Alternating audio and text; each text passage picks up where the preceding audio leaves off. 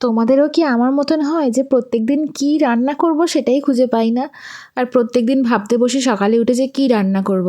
তাই আমি আজকে ভাবলাম যে আজকে কিছু একটা শর্টকাটে কিছু একটা বানানো যাক, যেটার সময়ও কম লাগবে আর তার সাথে খেতেও বেশ টেস্টি হবে, একটু অন্যরকম হবে। তাই আমি প্রথমেই 4টে ডিম সেদ্ধ করে সেগুলোকে হালকা কাট লাগিয়ে নুন আর হলুদ দিয়ে ভেজে তুলে নিলাম। আর তার সাথে সাথে একটু যদি আলু খেতে যারা পছন্দ করো একটু আলুও দিতে পারো, না হলে এটাকে স্কিপ করতে পারো। আলুটাকেও ওই জাস্ট ভেজে তুলে রাখবে। তারপর একটা কড়াইতে একটু গরম মশলা ফোড়ন দিয়ে তাতে পেঁয়াজ আর আদা রসুন বাটা, তারপরে সমস্ত রকমের আমাদের বেসিক মশলা এবং টমেটো দিয়ে একটু নাড়াচাড়া করবে।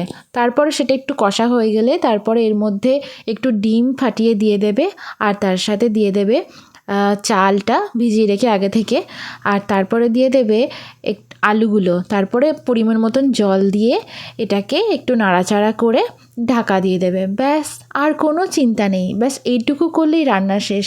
শুধু মাঝে মাঝে একটু চেকিং করতে হবে, বাড়িতে যদি ধনেপাতা থাকে তাহলে ধনেপাতা দিতে পারো, অথবা একটু পেঁয়াজ কলির পাতা দিতে পারো, তার সাথে লঙ্কা দিয়ে ঢাকা দিয়ে দাও। তারপরে মাঝে আরেকবার খুলে দেখবে যে ভাতটা কতটা হলো।